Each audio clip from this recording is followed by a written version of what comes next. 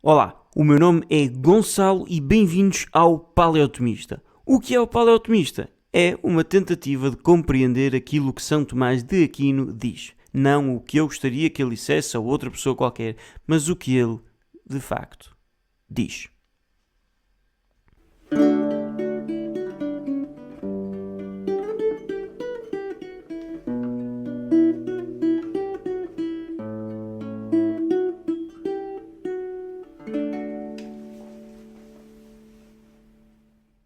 Bem-vindos ao terceiro episódio da nossa série da Sacra Doutrina, né, sobre a teologia. Continuamos a ler da Suma Teologia, a primeira questão da Suma Teologia de São Tomás de Aquino. E agora a pergunta é se a teologia, a doutrina sagrada, é uma ciência una. Esta expressão, uma ciência una, é um bocado confusa e pretende traduzir o latim una scientia, que pode ser traduzido por uma ciência una ou se a doutrina sagrada é uma ciência. Não no sentido de ser ciência, mas de ser só uma em vez de várias. Portanto, aqui a pergunta é se é só uma. A pergunta se é uma ciência já foi antes, agora a pergunta é se é uma ou se são várias. Porque é que haveriam de ser várias? Neste sentido, as objeções ajudam-nos a compreender, portanto vamos lê-las muito rapidamente, não é? São Tomás diz que parece que não é só uma, é uma, mas parece que não são só uma. E a primeira objeção, está aqui para quem a quiser ler, é de que para ser uma ciência, uma só ciência, tem que falar sobre uma só coisa, um só tipo de coisa. Mas a teologia fala do Criador, e das criaturas, que não são o mesmo tipo de coisa. A segunda objeção vai ser similar, ou seja, procura chamar a atenção para uma diversidade no objeto estudado, e diz que, na doutrina sagrada, trata-se dos anjos, das criaturas corporais, dos costumes humanos. Ora, estes temas pertencem a diversas ciências filosóficas. Por conseguinte, a doutrina sagrada não é uma única ciência. O que é que isto significa? Em filosofia nós temos metafísica, que trata de seres incorpóreos, como os anjos. Temos a física, que trata das criaturas corporais. Temos a ética, que trata dos costumes humanos. E depois, na teologia, nós também se trata destas coisas todas, não é? Nós chamamos a uma angelologias, falamos de teologia moral, falamos de outras que não estão aqui, mas estavam na objeção anterior, falar do Criador, né? Da Santíssima Trindade, ou Cristologia, etc. Depois Santo Tomás cita aqui, em sentido contrário, uma passagem da Sagrada Escritura, em que se diz que a sabedoria deu a Jacob a ciência das coisas santas. E, portanto, aqui já estamos a ver que é uma ciência, né? Recordam, este em sentido contrário, ou sed contra, é o nome que lhe damos habitualmente por causa do latim. É só uma fonte de autoridade que nos faz duvidar destes argumentos anteriores a que nós chamamos objeções. Agora sim a resposta de São Tomás. Responde. A doutrina sagrada é uma ciência una, uma única ciência.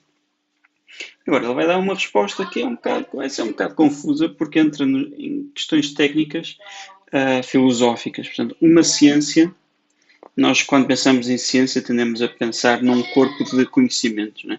Um conjunto de afirmações que se consideram verdadeiras, que têm uma ligação entre elas, que são demonstráveis umas a partir das outras, etc, etc.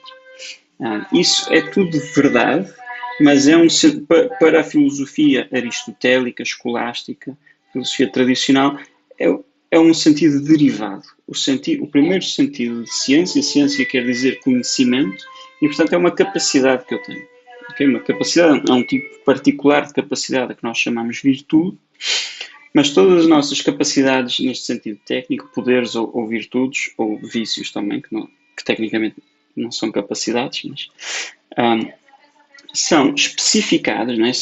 Nós determinamos a espécie deles, como o cavalo é uma espécie diferente do burro, a coragem é uma espécie de virtude diferente da honestidade, por exemplo. Nós distinguimos os hábitos e as potências segundo o seu objeto. Okay? Portanto, tem uma virtude que lida com a capacidade de dizer a verdade, a honestidade. tem uma virtude para lidar com o medo, coragem. Têm objetos diferentes e, portanto, são virtudes diferentes. Agora, não são especificados, e esta é a primeira frase, diz aqui São Tomás, ou melhor, a primeira é que a doutrina sagrada é uma ciência una, mas depois diz a unidade de uma potência ou de um hábito vem do seu objeto. Okay? O hábito está em latim, habitus, para o tradutor não quis pôr hábito, para sublinhar a diferença entre isto que São Tomás está a falar e o hábito no sentido corrente. Aqui, isso que São Tomás está a dizer é um termo técnico, significa uma disposição estável para fazer algo. Okay? Portanto, a disposição estável para dizer a verdade é uma virtude e chama-se honestidade. Não no seu objeto considerado na sua materialidade, mas na sua razão formal. Portanto, se eu tenho a virtude da honestidade, isto não é virtude para dizer uma verdade específica, não é virtude para dizer que 2 mais 2 é igual a 4. E depois eu preciso de outra virtude para dizer que 2 mais 3 é igual a 5. Não, é a virtude para dizer as coisas que são verdadeiras, numa série de condições. Estou aqui a simplificar. E nós dizemos isto tecnicamente, dizendo que não é um objeto na sua dimensão material, mas na sua dimensão formal. Neste caso, da honestidade, o facto de ser verdade. Agora, no exemplo que São Tomás vai dar, não é um hábito, é uma potência, estas distinções não vamos entrar aqui, mas é a da potência da visão. Diz São Tomás, o homem, o burro, a pedra, por exemplo, encontram-se sob a única razão formal da cor que é o objeto da vista. Portanto, o homem, o burro e a pedra são claramente objetos materiais diferentes, mas nós vemos a todos, não tenho uma capacidade para ver burros, uma capacidade para ver homens e uma capacidade para ver pedras, tenho uma capacidade para ver tudo aquilo que é visível. Então a razão formal aqui é a cor. E depois agora São Tomás deu este exemplo para nos ajudar a perceber o que é que ele quer dizer com a unidade de uma potência vem do seu objeto, não do material, mas do formal. Agora ele aplica isto à teologia. A Sagrada Escritura considera algumas coisas enquanto reveladas, porque a Sagrada Escritura considera algumas coisas enquanto reveladas por Deus, tudo o que é cognoscível por revelação divina tem em comum a única razão formal do objeto desta ciência. Portanto, é verdade, como nós vimos nas objeções, que a teologia vai tratar de anjos e de homens e das ações humanas, e que isso na filosofia, uma coisa é conhecer objetos imateriais, outra coisa é conhecer objetos materiais, outra coisa é conhecer ações feitas por um agente livre racional. Portanto, em filosofia, história e várias ciências diferentes, na teologia, aquilo que é o conhecimento especificamente teológico, que o distingue do conhecimento filosófico, é que é o conhecimento, materialmente, são essas coisas, são anjos, ou são seres humanos, ou a criação em geral, as ações humanas, etc. Materialmente tem essa mesma diversidade que a filosofia tem, mas a dimensão formal que a teologia estuda é o facto de ser por revelação divina. Okay? Tem aqui no latim este divinitus revelabilia, que não é bem que foram revelados, mas significa que pertencem à revelação, as coisas que pertencem à revelação divina. Pronto, é isto. A razão formal que unifica a teologia. Portanto, nós falamos da teologia moral, da teologia moral, da antropologia teológica, falamos de teologia dogmática, teologia, sei lá, mariologia, eclesiologia, né? Falamos de uma série de coisas que não representam, está aqui São Tomás a dizer-nos, estritamente diferenças, ciências essencialmente diferentes, mas que é a aplicação desta mesma formalidade, divinamente revelada, a objetos materiais diferentes. Mas, portanto, do ponto de vista técnico, são a mesma ciência. Depois não precisamos de ver as objeções, porque elas são evidentes daquilo que eu disse aqui. A primeira acrescenta, para além disto,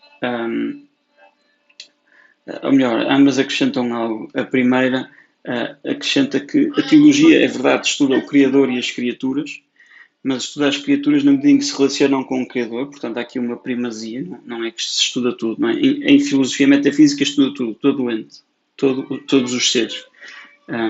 A teologia, no fundo, também estuda todos os seres, mas estuda com esta hierarquia, que estuda Deus e as coisas que se relacionam com Ele.